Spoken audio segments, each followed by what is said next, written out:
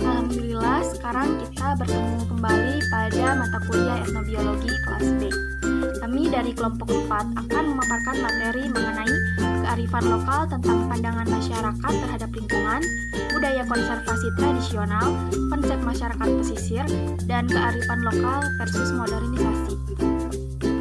Adapun anggota dari kelompok kami adalah Cynthia Fau, Dina Tias Nabila, saya sendiri Rati Lestari Suherman, dan Melania Ernanda. Langsung saja kepada pemateri pertama, kepada Dina Tias dipersilahkan. Baik, di sini saya akan menjelaskan mengenai kearifan lokal tentang pandangan masyarakat terhadap lingkungan. Apa sih kearifan lokal itu? Kearifan lokal adalah pandangan dari suatu tempat yang bersifat bijaksana dan bernilai baik yang diikuti dan dipercayai oleh masyarakat di suatu tempat tersebut dan sudah diikuti secara turun-temurun. Kearifan lokal tersebut menjadi penting dan bermanfaat hanya ketika masyarakat lokal yang mewarisi sistem pengetahuan itu mau menerima dan mengklaim hal itu sebagai bagian dari kehidupan mereka. Nah, dengan cara mewarisi pengetahuan secara turun-temurun, kearifan lokal dapat disebut sebagai jiwa dari budaya lokal. Hal itu dapat dilihat dari ekspresi kearifan lokal dalam kehidupan sehari-hari, karena telah terinternalisasi dengan sangat baik. Setiap bagian dari kehidupan masyarakat lokal tersebut akan selalu berhubungan dengan lingkungan hidup. Kearifan lokal akan selalu terhubung pada kehidupan manusia yang hidup di lingkungan hidup yang arif, karena lingkungan hidup merupakan kesatuan ruang dengan semua benda yang berada di dalamnya, baik itu makhluk hidup maupun benda mati. Dalam Undang-Undang Republik Indonesia Nomor 23 Tahun 1997 tentang ketentuan-ketentuan pokok pengelolaan lingkungan hidup, yaitu kesatuan ruang dengan semua benda, daya keadaan, dan makhluk hidup termasuk di dalamnya manusia dan perilakunya yang mempengaruhi kelangsungan kehidupan dan kesejahteraan manusia serta makhluk hidup lainnya. Indonesia dengan berbagai suku mempunyai keanekaragaman kearifan lokal yang di dalamnya terkandung nilai-nilai etika dan moral, serta norma-norma yang sangat mengedepankan pelestarian fungsi lingkungan. Nilai-nilai tersebut menyatu dalam kehidupan masyarakat setempat menjadi pedoman dalam berperilaku dan berinteraksi dengan alam, memberi landasan yang kuat bagi pengelolaan lingkungan hidup, menjadikan hubungan antara manusia dengan alam menjadi lebih selaras dan harmoni. Pada saat itu kondisi alam dengan berbagai unsur sumber dayanya dapat terpelihara dan terjaga keseimbangannya, sehingga alam benar-benar berfungsi mendukung kehidupan manusia atau masyarakat di sekitarnya. Selanjutnya yaitu kearifan lokal yang sebenarnya dalam perspektif pembangunan berkelanjutan. Kearifan lokal yang sebenarnya dalam perspektif pembangunan berkelanjutan kiranya penting untuk digali dan ditempatkan pada posisi strategis untuk dikembangkan menuju pengelolaan sumber daya alam dan lingkungan ke arah yang lebih baik. Nenek moyang kita sebenarnya telah mewariskan berbagai macam kearifan lokal atau tradisional yang berfungsi mencegah kerusakan lingkungan, baik sumber daya lahan, hutan maupun air. Semuanya merupakan kearifan lokal yang tumbuh dan berkembang dalam masyarakat dan mampu mempertebal keterpaduan sosial warga masyarakat serta secara empiris maupun mencegah terjadinya kerusakan lingkungan. Selanjutnya di sini ada dimensi kearifan lokal. Yang pertama ini ada dimensi pengetahuan lokal. Hal ini terjadi karena masyarakat telah tinggal cukup lama di suatu wilayah dan telah mengalami perubahan sosial sehingga mampu beradaptasi dengan lingkungan.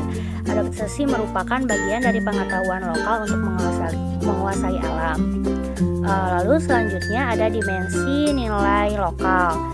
Dalam hal ini nilai-nilai yang ada mengatur hubungan antar manusia dengan Tuhan, manusia dengan manusia, dan manusia dengan alam, di mana nilai-nilai tersebut akan berkembang sesuai kemajuan masyarakat. Yang ketiga yaitu dimensi keterampilan lokal. Dalam hal ini terkait keterampilan masyarakat untuk bertahan hidup atau survival dari yang paling sederhana yaitu berburu, meramu, bercocok tanam sampai ke industri rumah tangga. Nah, yang keempat ini ada dimensi sumber daya lokal. Dalam hal ini sumber daya lokal dibagi berdasar peruntukan seperti hutan, kebun, sumber air, lahan pertanian, dan pemukiman serta kepemilikan bersifat kolektif. Nah, lalu di sini yang kelima dimensi mekanisme pengambilan keputusan lokal. Dalam hal ini setiap masyarakat memiliki pemerintahan lokal sendiri atau kesekuan dan masing-masing punya mekanisme pengambilan keputusan berbeda. Ada yang demokratis dan ada juga yang berjenjang. Nah, yang terakhir ini ada dimensi solidaritas kelompok lokal. Dalam hal ini ada ikatan komunal untuk membentuk solidaritas lokal dapat dilakukan melalui ritual keagamaan, upacara adat yang lain, atau adanya solidaritas kerja bakti. Nah, selanjutnya ini ada contoh-contoh kearifan lokal di suatu daerah. Nah, teman-teman bisa dilihat ya gambar-gambarnya. Nah, yang pertama ini ada masyarakat Amungme, Papua. Terdapat di dalamnya itu terdapat kepercayaan Te Aronewek Klako yaitu alam adalah aku. Nah, masyarakat Amungme juga tinggal di sekitar Tembagapura memandang Gunung Biji dan Garsberg dipercaya sebagai kepala mama serta tanah sebagai ibu kandung atau mama.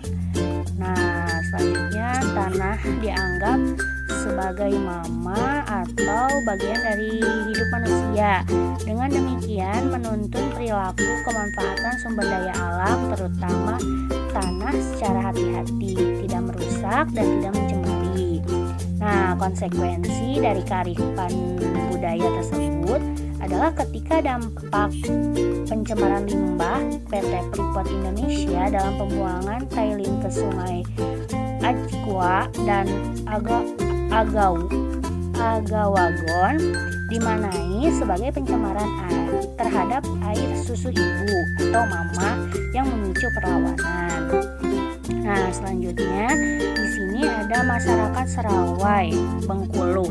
Nah, di dalamnya itu terdapat penerapan nilai tabu atau pantangan dalam berladang atau celako kemali dan tradisi tanam injak yang merupakan cerminan kearifan terhadap lingkungan.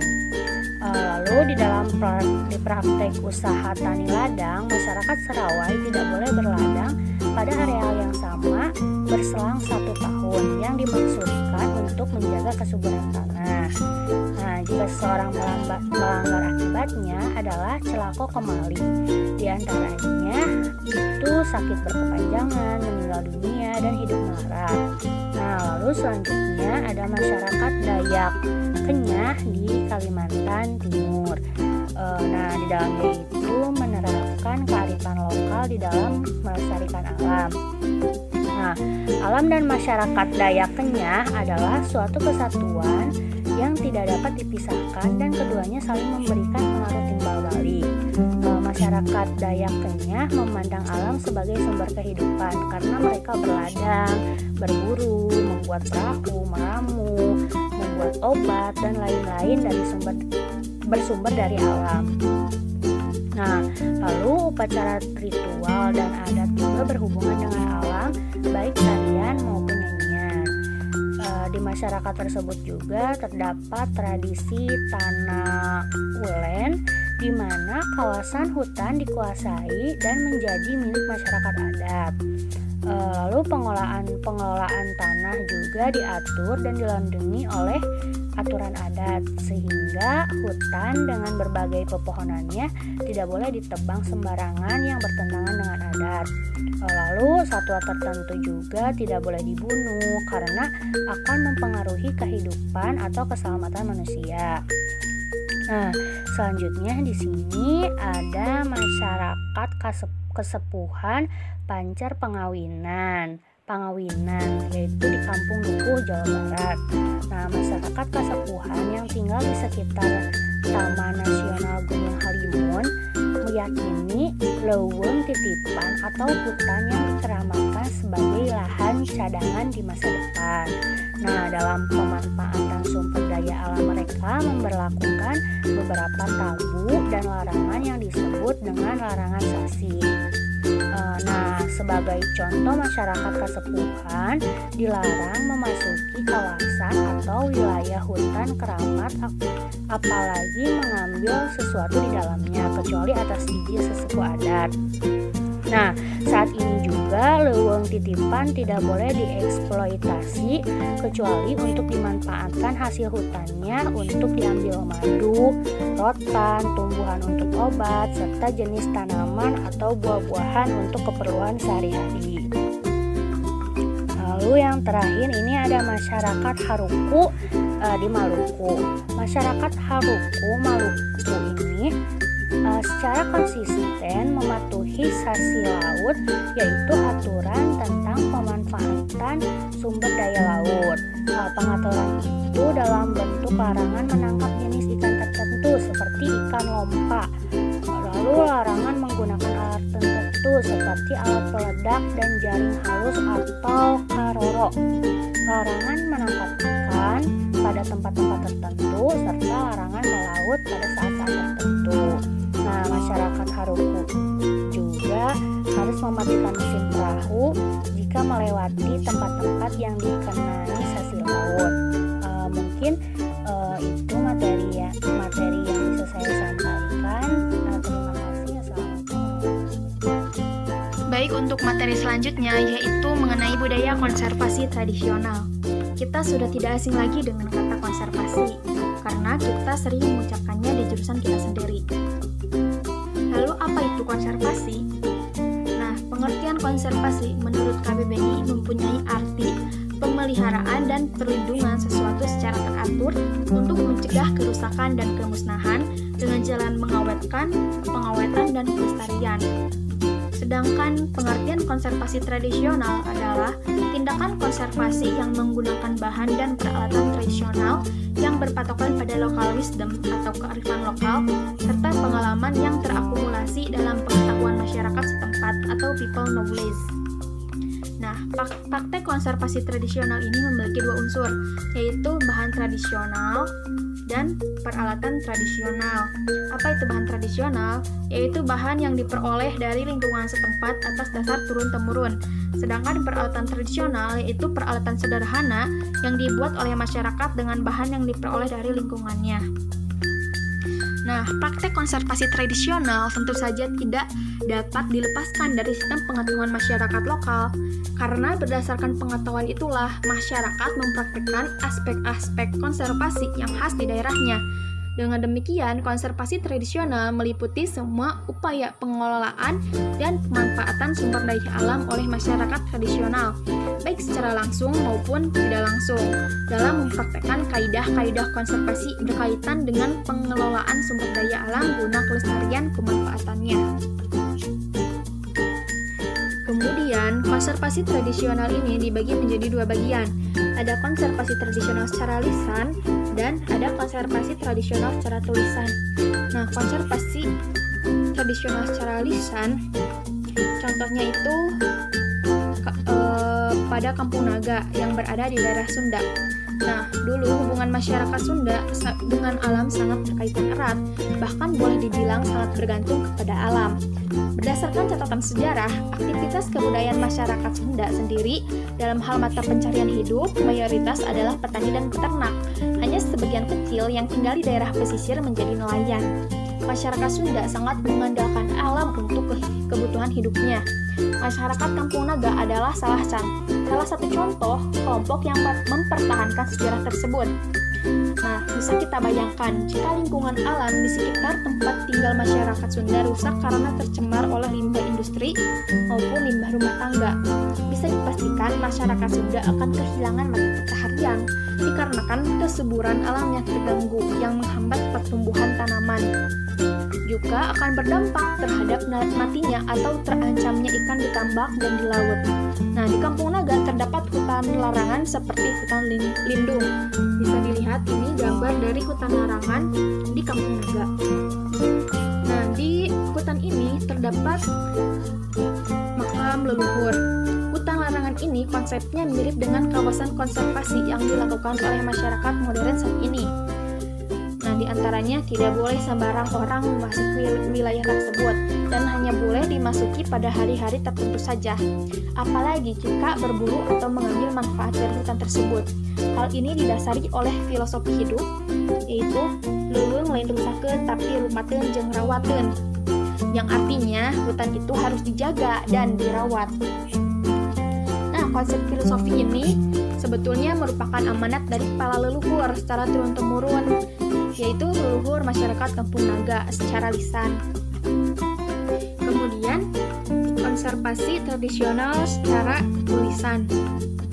Nah, bisa dilihat untuk konservasi tradisional secara lisan yaitu Undang-Undang Nomor 5 Tahun 1990 tentang Taman Nasional Bunak dan ditunjuk oleh Menteri Kehutanan sebagai Taman Nasional pada tahun 1991. Nah, konservasi ini ditulis dalam undang-undang, jadi berbentuk tulisan. Kemudian, kegiatan konservasi tradisional yaitu berupa warisan dari nenek moyang atau karuhun atau leluhur dan sumber dari pengalaman hidup yang selaras dengan alam. Nah, contoh-contoh dari kegiatan konservasi tradisional yang pertama adalah mengenai kepercayaan dan atau pantangan.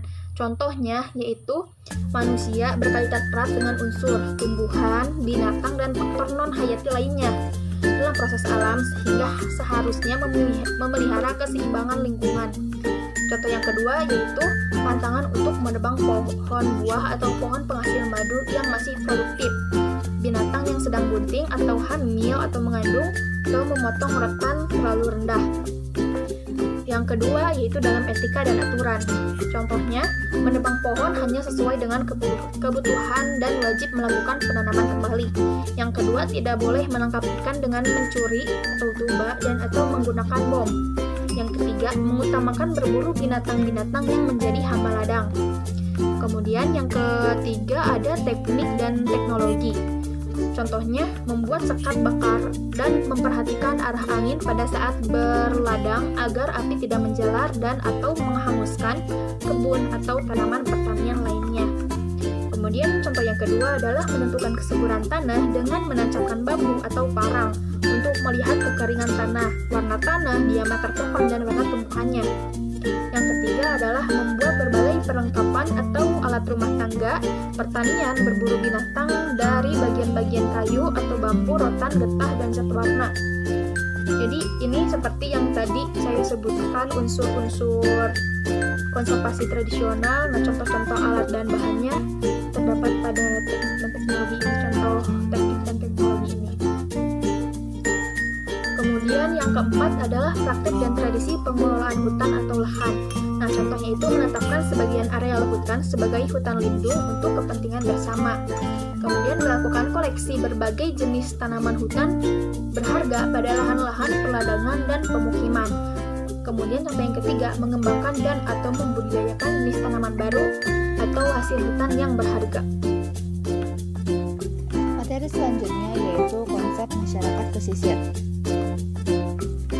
Masyarakat pesisir dapat didefinisikan sebagai sekelompok orang atau suatu komunitas yang tinggal di daerah pesisir dan sumber kehidupan perekonomiannya bergantung secara langsung pada pemanfaatan sumber daya laut dan pesisir. Dengan kata kata lain, masyarakat pesisir juga dapat diartikan sebagai masyarakat yang hidup, tumbuh, dan berkembang di kawasan pesisir, yakni suatu kawasan yang merupakan transisi antara wilayah darat dan laut. Kondisi-kondisi lingkungan atau struktur sumber daya alam, mata pencaharian, dan sejarah sosial etnis akan mempengaruhi karakteristik kebudayaan masyarakat pesisir. Karena masyarakat pesisir merupakan masyarakat yang tinggal dan melakukan aktivitas sosial ekonomi yang terkait dengan sumber daya wilayah pesisir dan lautan, maka pada umumnya masyarakat pesisir dapat dibagi menjadi dua kelompok mata pencaharian. Kelompok tersebut yakni dapat dibagi menjadi kelompok yang terkait langsung dengan aktivitas kelautan dan juga kelompok yang tidak terkait langsung dengan aktivitas kelautan atau perikanan. Mata pencaharian yang mana terkait langsung dengan aktivitas kelautan dan perikanan contohnya adalah nelayan, petani tambak, petani garam, dan pedagang ikan. Sedangkan kelompok ekonomi yang tidak terkait langsung dengan aktivitas kelautan ataupun perikanan contohnya yaitu pemilik warung, pedagang, petugas koperasi, dan juga pegawai negeri sipil. Masyarakat pesisir memiliki karakteristik yang mana mereka meyakini bahwa lautan yang mereka miliki merupakan suatu sumber daya alam yang dijadikan untuk memenuhi kebutuhan hidup dalam keseharian mereka. Adapun karakteristik yang dimiliki oleh masyarakat pesisir dapat dilihat dari segi yang pertama, aspek kepercayaan terhadap ikan, yang kedua, aspek kepercayaan terhadap laut, dan yang ketiga yaitu aspek kepercayaan terhadap angin. Yang pertama yaitu aspek kepercayaan terhadap ikan. Nah, untuk aspek kepercayaan terhadap ikan tentu berkaitan erat dengan proses penangkapan ikan ataupun hewan laut. Adapun berbagai metode dalam menangkap ikan dan juga hewan laut ini yakni seperti metode tangkap tangan, tombak, jaring, kail, dan juga jebakan ikan. Penangkapan ikan untuk rekreasi, komersial, dan juga ahli memancing dapat menggunakan berbagai metode dalam satu waktu tentunya. Terdapat pula hubungan antara berbagai metode penangkapan ikan dengan pengetahuan tentang ikan dan juga sifatnya, termasuk migrasi ikan, bagaimana ikan mencari makan, dan juga habitatnya. Penggunaan metode penangkapan ikan tentu dapat membuahkan hasil yang amat bergantung pada pengetahuan nelayan tersebut. Beberapa nelayan bahkan mengikuti langit atau saluran teori karena mereka percaya bahwa pola ikan dalam mencari makan akan dipengaruhi oleh posisi bulan dan matahari. Yang kedua yaitu aspek kepercayaan terhadap laut. Ada banyak macam kepercayaan dari masyarakat pesisir, terutama nelayan terhadap laut yang tersebar di berbagai daerah pesisir Indonesia, yang mana sampai saat ini masih sangat sering dilaksanakan. Ada kepercayaan yang berupa pantangan atau sesuatu yang harus dilakukan seperti ritual yang bertujuan untuk memohon keselamatan dan menghindarkan nelayan dari bala bencana di tengah lautan, baik sebelum mereka turun ke laut ataupun pada saat mereka melaut.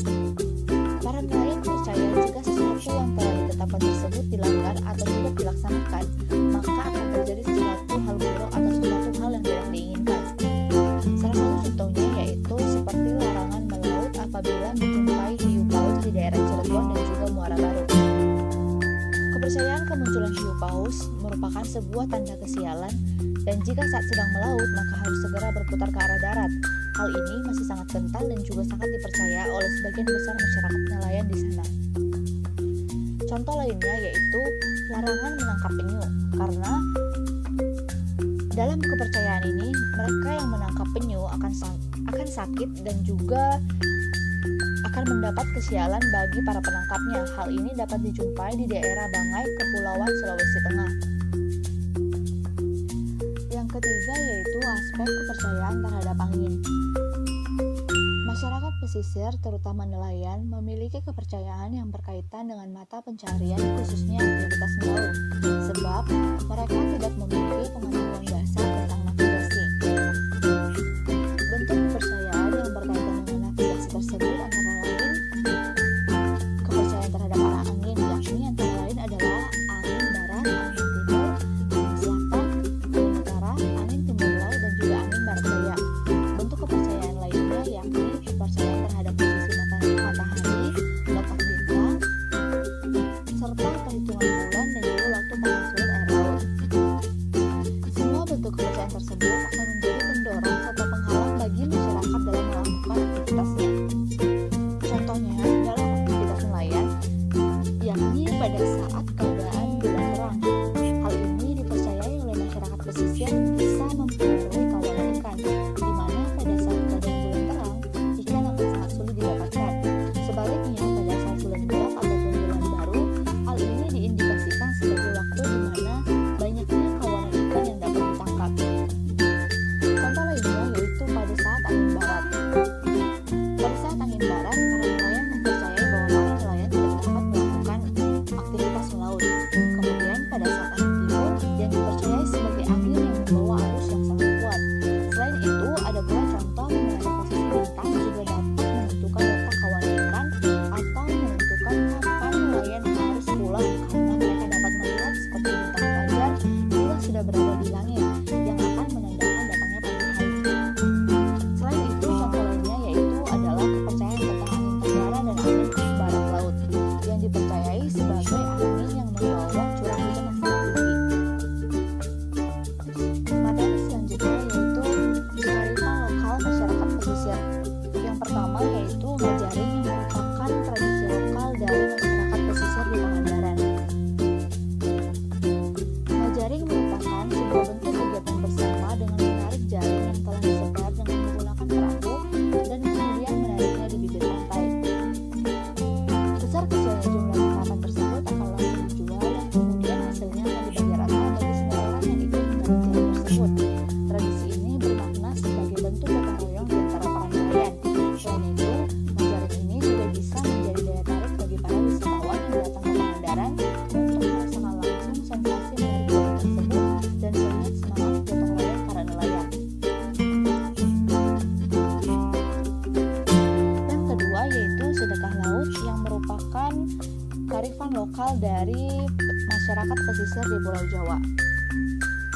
Upacara sedekah laut merupakan tradisi turun-temurun yang dilaksanakan oleh masyarakat pesisir di Pulau Jawa, baik pesisir selatan ataupun pesisir utara. Sedekah laut digelar setahun sekali sebagai wujud rasa syukur para nelayan serta doa dan harapan mereka dalam mencari penghidupan dari hasil laut. Kegiatan ini bertujuan untuk mewarisi kebudayaan turun-temurun dari nenek moyang untuk memohon perlindungan agar terhindar dari mara bahaya selama melaut. Yang ketiga yaitu nadran yang merupakan tradisi lokal masyarakat pesisir di Indramayu. Nadran adalah sebuah tradisi tahunan yang rutin dilaksanakan oleh nelayan di Indramayu setiap 2 minggu setelah Lebaran Idul Fitri. Tradisi nadran sendiri mula-mula diawali dengan diadakannya penggelaran tari-tarian dan hiburan rakyat tradisional seperti reog, jengkong, genjring, tari kerbau, dan lain-lain. Syukuran nelayan Indramayu diadakan sendiri adalah untuk mengungkapkan rasa syukur atas rezeki melimpah yang telah diberikan Tuhan kepada mereka, baik berupa keselamatan ketika berlayar maupun hasil ikan yang berlimpah sepanjang tahun. Yang keempat yaitu Solang Kasereng yang merupakan tradisi lokal masyarakat pesisir di Madura. Tradisi ini diekspresikan dalam bentuk tari, umumnya ditarikan oleh anak-anak nelayan yang berguna untuk menggambarkan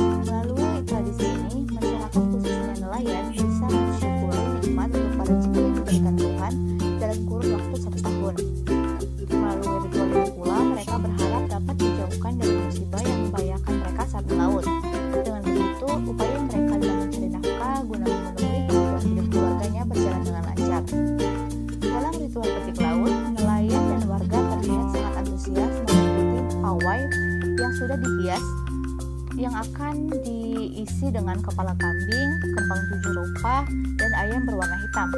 Setelah tiba di tengah laut sebagai tempat melarung sesajen, seluruh perahu nelayan dikelilingi dan akan dibentuk dalam pola yang membulat ataupun melingkar sembari merebut air laut di areal sesajen.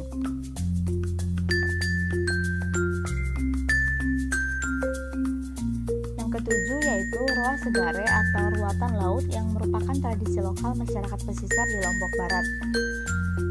Tradisi ini merupakan tradisi rutin yang dilakukan masyarakat sebagai bentuk rasa syukur masyarakat pesisir, terutama para nelayan di desa Kuranci Dalang.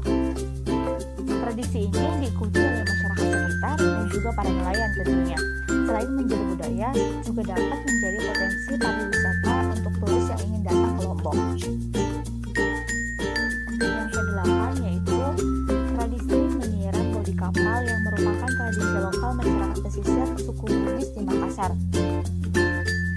Hampir semua pelaut suku Bugis di Makassar melakukan hal yang sama, yaitu wajib memandikan kapalnya dengan air laut sebelum memulai berlayar. Menurut mereka, tradisi menyiram kapal sudah jadi tradisi nenek moyang mereka yang terkenal sebagai pelaut tangguh.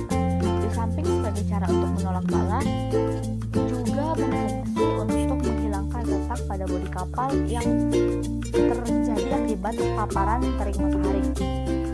Tradisi tersebut diperoleh dari nenek moyang mereka yang diwariskan secara turun-temurun, yang pada saat ini masih sangat dilestarikan oleh para nelayan setempat. Yang kesembilan yaitu ritual Patorani yang merupakan tradisi lokal masyarakat pesisir di Sulawesi Selatan. Masyarakat pesisir di Sulawesi Selatan merupakan salah satu masyarakat pesisir yang terbesar di Indonesia. Masyarakat pesisir di Sulawesi Selatan memiliki tradisi budaya tersendiri sebelum mencari telur ikan terbang yang sering disebut dengan ritual Patorani. Ritual inilah yang menjadi kearifan lokal dari komunitas nelayan ikan di Galesong, Kabupaten Bangkalan.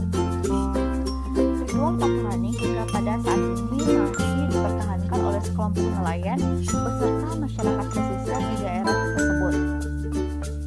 Adapun tradisi ini tentu memiliki nilai-nilai kesan dan fungsi tersendiri yang telah melekat kuat pada masyarakat sekitar, sehingga mereka masih tetap menjaga dan mewariskan kearifan lokal yang mereka miliki dari generasi ke generasi. Yang ke-10 yaitu ritual Malape Biduak yang merupakan tradisi lokal masyarakat pesisir di Padang. Ritual Malape Biduak adalah ritual yang biasanya dilakukan warga ataupun nelayan di daerah Padang setelah biduak ataupun kapal baru saja selesai dibuat ataupun direnovasi. Prosesi tersebut dimulai dengan mendarah, yang mana menggunakan darah ayam hitam serta penyiraman air campuran bunga 7 rupa dengan jeruk nipis di sekeliling kapal ataupun biduak. Setelah itu, prosesi dilanjutkan dengan cara berdoa dan makan bersama. Setelah prosesi selesai, biduak tersebut akan didorong dari tepi pantai menuju laut oleh ratusan nelayan dan warga. Tradisi ritual ini sudah hampir punah dan sangat jarang dijumpai. Untuk itulah, para nelayan menggelar kembali tradisi ini agar tidak punah termakan oleh zaman dan perkembangan zaman. Yang ke-11 yaitu ritual kelahiran perahu yang merupakan tradisi lokal masyarakat pesisir di Galesong, Makassar. Ritual kelahiran perahu merupakan ritual khusus para nelayan di Makassar untuk perahu yang baru diperbaiki ataupun perahu yang baru akan digunakan. Pada ritual ini, pemberian sesajen biasanya sesuai dengan kesanggupan masing-masing nelayan.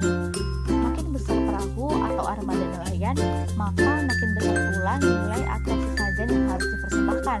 Terlebih jika nelayan akan melaut lama, maka biasanya sesajen yang akan disediakan itu berjumlah semakin banyak. Yang ke-12 yaitu ritual buka laut yang merupakan tradisi lokal masyarakat pesisir di Bajo, Wakatobi.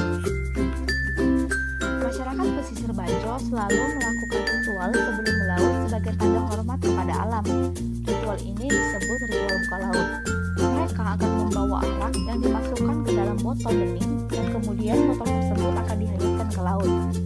Kadang arak dalam botol dihanyutkan juga bersama dengan daun sirih. Hal ini merupakan ritual penting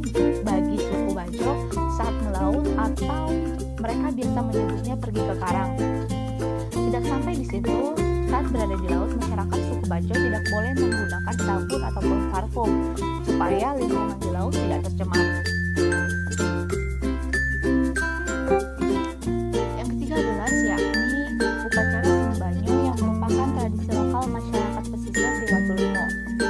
Rangkaian upacara dari upacara Sembanyo ini biasanya diawali dengan kirap tumpeng raksasa yang berisi nasi kuning dan hasil aneka bumi. Sebelum dilepas ke laut, warga dan nelayan terlebih dahulu menggelar doa serta membaca silsilah kawasan perigi. Upacara adat yang telah ada sejak zaman nenek moyang tersebut merupakan acara tahunan yang rutin digelar oleh masyarakat nelayan setiap bulan Selo. Yang ke-14 yaitu ritual Turunangyana yang merupakan tradisi lokal masyarakat pesisir di Kota Bawau, Makassar, Sulawesi Tenggara.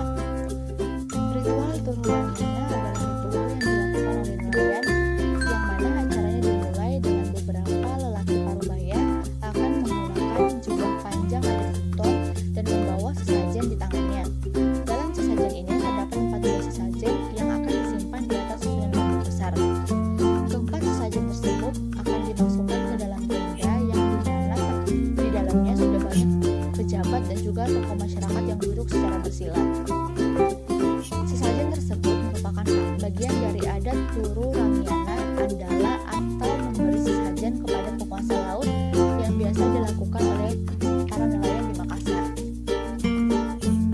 Sesajen tersebut biasanya berisi aneka jenis kue tradisional khas Buton, beberapa batang rokok, beberapa lembar daun sirih, 1 buah pinang, kelapa merah yang masih muda, dan seekor kambing yang disembelih. Yang ke-15 yaitu ritual Mapandesasi yang merupakan tradisi lokal masyarakat pesisir di Kelurahan Bungku Toko. Salah satu tradisi yang masih dipertahankan dalam masyarakat etnik Mandar di Kelurahan Bungku Toko adalah ritual Mapandesasi, yaitu suatu tradisi kepercayaan masyarakat nelayan untuk laut yang masih sangat dipegang teguh. Menurut masyarakat pemiliknya, prosesi ritual memberi makan laut ini sudah dilaksanakan sejak nenek moyang yang bermukim di daerah Mandar dan diwariskan secara turun-temurun hingga saat ini. Masyarakat pesisir Bungku Toko, khususnya para nelayan, tidak terlepas dari berbagai ritual upacara yang dilakukannya. Nelayan etnik Mandar mempercayai bahwa penghuni laut yang disebut penjaga sasi, sebagaimana halnya suku Mandar beraktivitas sebagai nelayan, dianggap sebagai pembawa kedamaian dan juga rezeki yang sangat berlimpah. Sekian materi yang dapat saya sampaikan. Terima kasih. Assalamualaikum warahmatullahi wabarakatuh. Baik, saya akan melanjutkan materinya ya. Kearifan lokal versus modernisasi. Yang pertama, definisi kearifan lokal. Kearifan lokal berasal dari kata wisdom dan lokal. Kearifan lokal dapat dipahami sebagai gagasan-gagasan, nilai-nilai, pandangan-pandangan setempat yang bersifat bijaksana, penuh kearifan, bernilai baik yang tertanam dan diikuti oleh anggota masyarakatnya. Kearifan lokal berfungsi dan bermakna dalam masyarakat baik dalam pelestarian sumber daya alam dan manusia, pemertahanan adat dan budaya, serta bermanfaat untuk kehidupan. Nah, menurut rumusan yang dikeluarkan oleh Kementerian Sosial, kearifan lokal diartikan sebagai pandangan hidup dan pengetahuan serta berbagai strategi kehidupan yang berwujud aktivitas yang dilakukan oleh masyarakat lokal dalam menjawab berbagai masalah dalam pemenuhan kebutuhan mereka. Nah, sistem pemenuhan kebutuhan mereka pasti meliputi seluruh unsur kehidupan seperti agama, ilmu pengetahuan, ekonomi, teknologi, organisasi sosial, bahasa dan komunikasi, serta kesenian. Pengertian lain namun senada tentang kearifan lokal juga diungkapkan oleh Zulkarnain dan Febriamansyah berupa prinsip-prinsip dan cara tertentu yang dianut, dipahami, dan diaplikasikan oleh masyarakat lokal dalam berinteraksi dan dengan lingkungannya dan dan ditransformasikan dalam bentuk sistem nilai dan norma adat. Dengan demikian, kearifan lokal merupakan pandangan dan pengetahuan tradisional yang menjadi acuan dalam berperilaku dan telah dipraktikkan secara turun-temurun untuk memenuhi kebutuhan dan tantangan dalam kehidupan suatu masyarakat. Kearifan lokal berfungsi dan bermakna dalam masyarakat, baik dalam pelestarian sumber daya alam dan manusia, pemerintahan adat dan budaya, serta bermanfaat untuk kehidupan. Yang kedua ada definisi modernisasi. Modernisasi adalah perubahan-perubahan masyarakat yang bergerak dari keadaan yang tradisional atau dari masyarakat pramodern menuju kepada suatu masyarakat yang modern. Nah, di sini ada definisi modernisasi menurut Wijojo Nitisastro dan Surjono Sukanto. Menurut Wijojo Nitisastro, modernisasi adalah suatu transformasi total dari kehidupan bersama yang tradisional atau pramodern dalam arti teknologi serta organisasi sosial ke arah pola-pola ekonomis dan politis. Menurut Surjono Sukanto, modernisasi adalah suatu bentuk dari perubahan sosial yang terarah yang didasarkan pada suatu perencanaan yang biasanya dinamakan social planning. Nah, dengan dasar pengertian di atas, maka secara garis besar istilah modern mencakup pengertian sebagai berikut. Modern berarti berkemajuan yang rasional dalam segala bidang dan meningkatnya taraf penghidupan masyarakat secara menyeluruh dan merata. Modern berarti berkemanusiaan dan tinggi nilai peradabannya dalam pergaulan hidup dalam masyarakat. Yang ketiga ada ciri-ciri modernisasi. Yang pertama, tingkat organisasi yang tinggi, terutama disiplin diri sendiri. Yang kedua, sentralisasi wewenang dalam pelaksanaan perencanaan sosial. 3. Sistem administrasi yang baik dapat mewujudkan reformasi birokrasi. Yang keempat, adanya sistem pengumpulan data yang teratur. Nah, di sini ada ciri-ciri modernisasi terbagi menjadi dua aspek. Yang pertama ada aspek sosio-demografis, yang kedua ada aspek struktur organisasi sosial. Yang pertama, aspek sosio-demografis.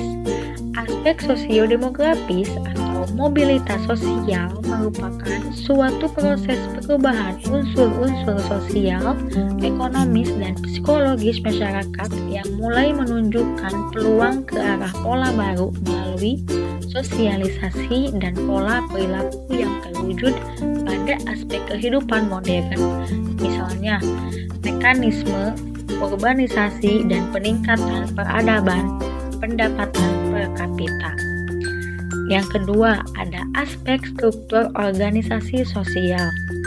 Aspek ini merupakan perubahan unsur-unsur dan norma kemasyarakatan yang terwujud apabila manusia mengadakan hubungan dengan sesama dalam kehidupan bermasyarakat.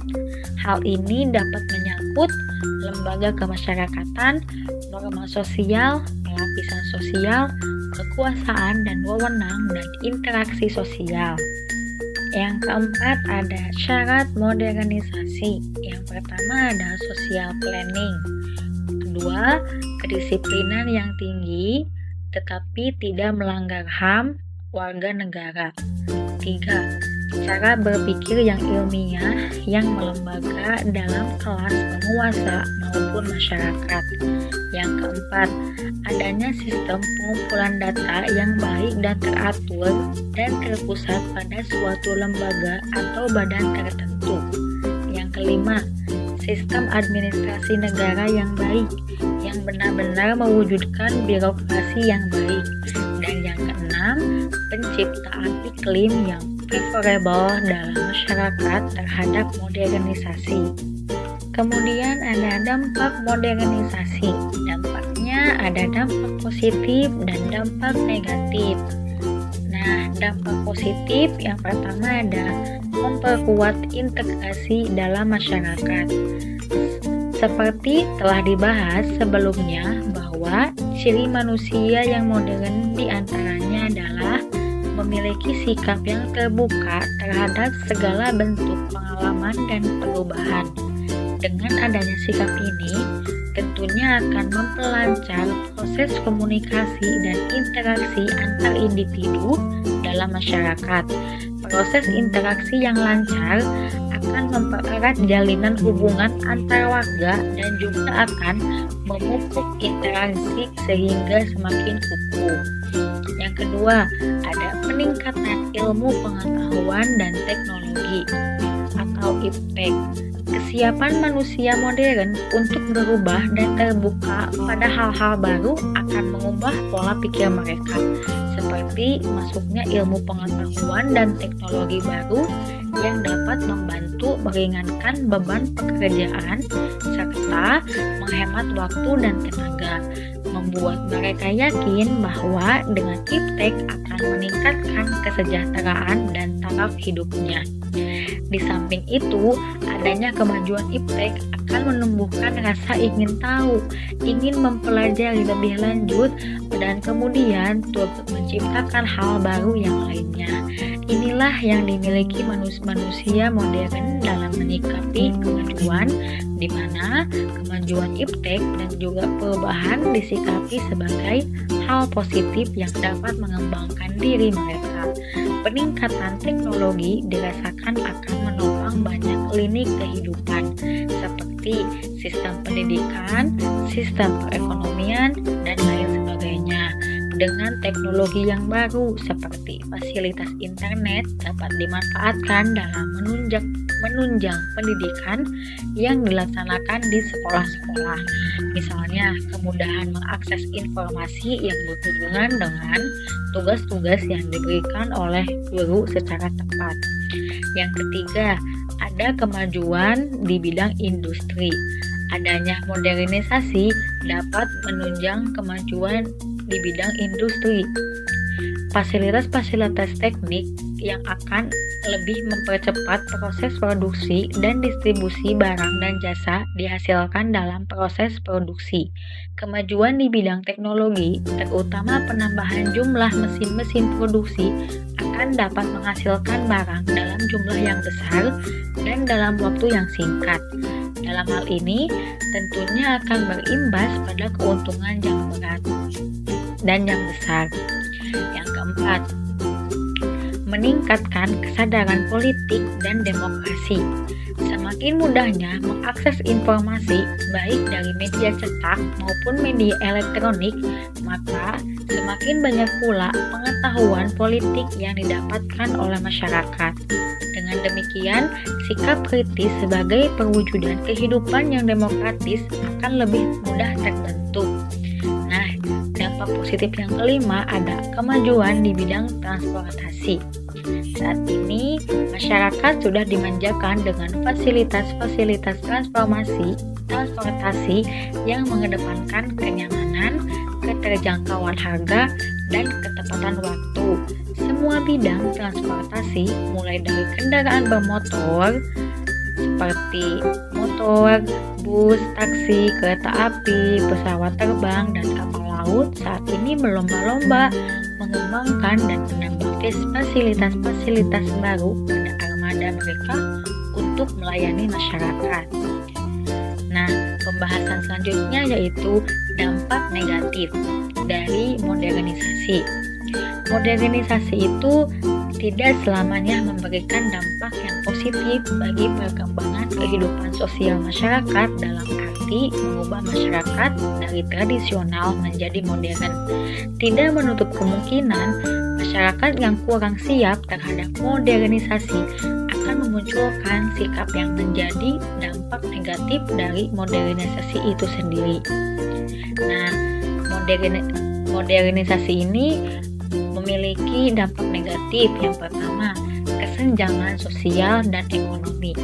Secara khusus, kesenjangan sosial yang terjadi dalam masyarakat akibat dari adanya modernisasi dan pembangunan dapat dilihat adanya berbagai fenomena yang terjadi di masyarakat, seperti timbulnya kelompok-kelompok sosial tertentu, misalnya pengangguran, kelompok asongan, pedagang kaki lima, dan lain sebagainya.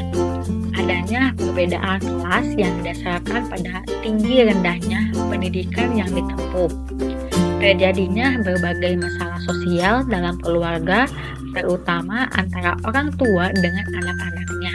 Hal ini karena adanya perbedaan pola pikir dan adanya kecenderungan bahwa anak-anak atau generasi muda lebih dapat menerima perubahan yang terjadi jika dibandingkan dengan orang tua yang cenderung untuk mempertahankan tradisi yang sudah ada. Terjadi perubahan sosial budaya dalam masyarakat yang sulit untuk dihindarkan, kecuali warga masyarakat itu sendiri harus dapat mengantisipasinya, seperti pengaruh pergaulan bebas, minum-minuman keras, mode pakaian, gaya rambut. Selain kesenjangan sosial, ada juga modernisasi juga dapat menimbulkan terjadinya kesenjangan ekonomi. Contohnya, timbulnya jurang yang semakin dalam antara si kaya dan si miskin. Budaya konsumerisme yang ditandai adanya sekelompok masyarakat yang selalu ingin memiliki barang baru yang ada di pasar, walaupun tidak dapat memilikinya secara tunai. Kelompok masyarakat yang berhasil dalam bidang usahanya akan menjadi kaya secara mendadak. Timbulnya demonstration effect, maksudnya sekelompok masyarakat yang selalu memamerkan kekayaannya. Nah, dampak negatif yang selanjutnya ada pencemaran lingkungan akan kriminalitas. Modernisasi di negara kita yang ditandai dengan dibangunnya berbagai industri dan pembangunan di segala bidang kehidupan telah menyebabkan atau menimbulkan permasalahan baru dalam lingkungan hidup. Kenyataan yang bisa kita lihat di masyarakat adalah bahwa pembangunan industri telah menimbulkan pencemaran sungai karena sebagian besar industri membuang limbahnya ke sungai.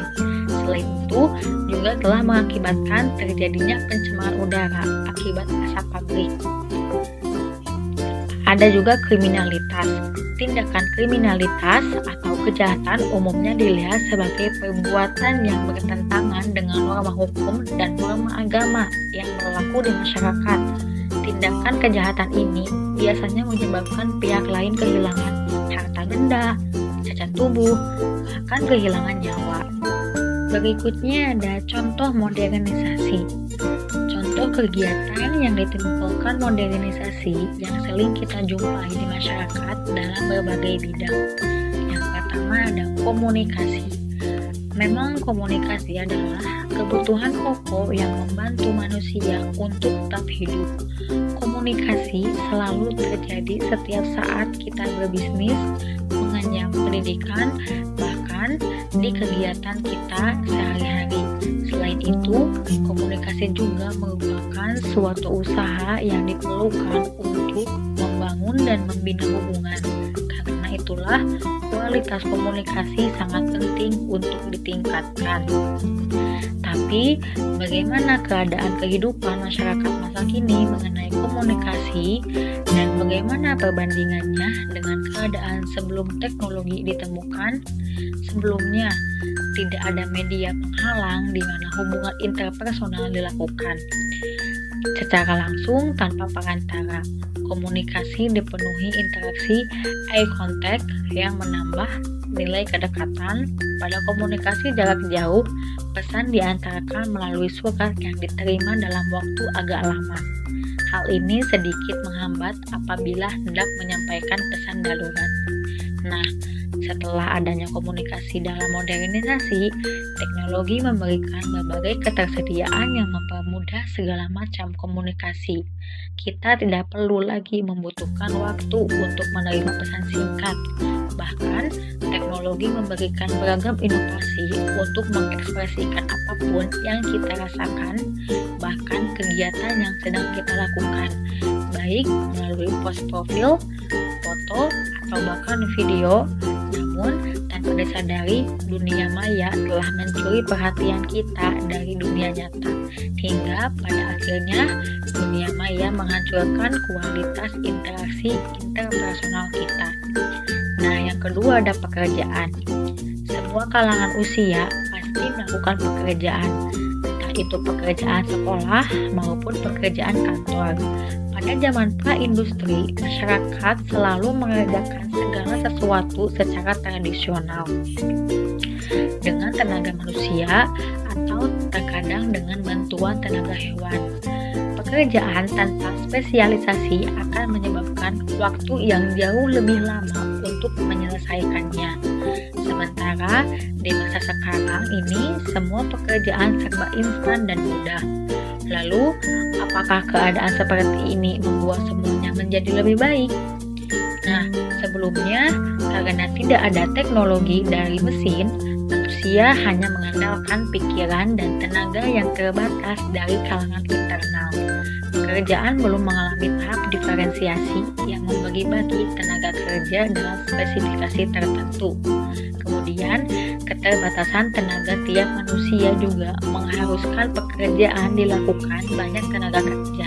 Hasilnya, selalu banyak modal dikeluarkan untuk SDM.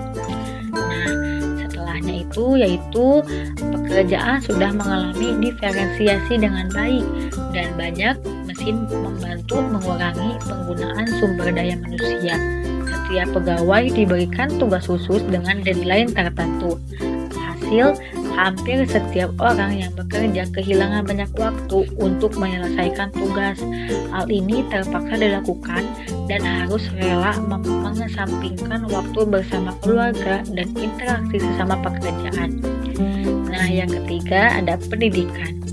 Modernisasi dan globalisasi ini sangat mempengaruhi dunia pendidikan kita saat ini, baik dari sisi negatif maupun sisi positif. Beberapa manfaat adalah teknologi yang kita gunakan sekarang ini merupakan hasil dari dunia global. Namun di samping itu ada juga kelemahannya. Sebelumnya, belajar masih menggunakan buku yang membuang kertas banyak dan terkadang kertas yang kita gunakan itu kemudian dibuang begitu saja. Selain itu, pendidikan konvensional terbilang masih kurang efektif karena tidak memacu kreativitas para siswa. Bahkan dalam kondisi ruang kelas masih terbilang kurang memadai. Setelahnya, para guru dididik untuk memacu kreativitas para muridnya dan kecanggihan teknologi memungkinkan setiap anak bisa mengakses internet atau aplikasi lebih mudah. Namun, kecenderungannya basis internet yang mudah seringkali digunakan untuk hal-hal yang tidak perlu seperti pornografi. Kearifan lokal versus modernisasi. Arus urbanisasi menjadikan berbagai orang dari seluruh penjuru Indonesia bersatu dan berinteraksi satu sama lain dalam kesehariannya. Tentunya mereka harus mempunyai satu bahasa pengantar yang bisa dimengerti satu sama lain. Dalam hal ini, bahasa Indonesia yang diakui secara resmi sebagai bahasa nasional lah yang banyak berperan. Lebih jauh lagi, modernisasi juga memungkinkan orang dari berbagai latar belakang, suku, bahasa di Indonesia untuk mendapatkan pekerjaan, pendidikan, atau bahkan pasangan hidup dari luar wilayah Indonesia. Tentunya, interaksi antar individu dari berbeda negara tersebut harus mempunyai satu bahasa pengantar dalam kesehariannya. Dan disinilah peran penting dari adanya bahasa internasional. Perkembangan zaman atau yang disebut juga modernisasi memungkinkan bahwa berbagai orang dengan beragam latar belakang berinteraksi dan berkumpul dalam satu lingkungan sosial, tidak hanya nasional bahkan internasional. Hal ini menjadikan meningkatnya jumlah penutur bahasa Inggris sebagai internasional yang paling banyak digunakan dalam interaksi antar individu dan berbagai latar belakang bangsa di dunia. Dan juga meningkat meningkatnya jumlah penutur bahasa Indonesia sebagai bahasa nasional resmi di negara Indonesia merupakan suatu kabar yang membanggakan ketika beberapa waktu yang lalu kita sempat mendengar bahwa bahasa Indonesia yang merupakan bahasa nasional di negara kita ini diakui sebagai bahasa resmi di beberapa negara lain seperti Vietnam dan Australia. Bahkan beberapa perguruan tinggi internasional sudah menjadikan bahasa Indonesia sebagai salah satu jurusan yang dibuka untuk mahasiswanya. Namun, di tengah perkembangan bahasa Indonesia sebagai bahasa nasional yang membanggakan tersebut, ternyata kita mendapat kabar buruk tentang perkembangan bahasa daerah. LIPI atau Lembaga Ilmu Pengetahuan Indonesia menyebutkan bahwa dari 719 bahasa daerah yang ada di Indonesia, yang bertahan hanya 10%-nya saja.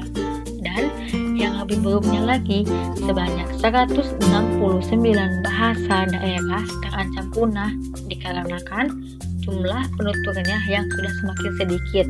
Hal ini terjadi dikarenakan masyarakat dengan berbagai alasannya sudah lebih nyaman menggunakan bahasa nasional dan bahkan bahasa internasional dalam interaksi dan komunikasi sehari-hari, terutama di kalangan kaum urban. Mereka seolah-olah merupakan bahasa daerah sebagai salah satu kearifan budaya lokal yang juga perlu dilestarikan kepada anak cucunya. Di tengah modernisasi sekarang ini, kemampuan berbahasa memang sangat penting. Beberapa profesi, bahkan beberapa jurusan di perguruan tinggi mengharuskan para pelamarnya memiliki kemampuan berbahasa asing tertentu, terutama bahasa Inggris sebagai bahasa resmi nasional. Modernisasi yang sehat itu tidak menuntut masyarakat untuk melupakan latar belakangnya. Masyarakat modern justru dilihat dari pola pikirnya yang modern dan maju. Nah, sekian materi dari saya. Mohon maaf apabila ada kesalahan. Saya kembalikan ke moderator. Baik teman-teman, sekian pemaparan materi dari kelompok kami. Terima kasih telah mendengarkan, semoga dapat dipahami. Mohon maaf apabila banyak kesalahan, dan apabila ada pertanyaan silahkan tulis pada kolom komentar di Google Classroom. Assalamualaikum warahmatullahi wabarakatuh.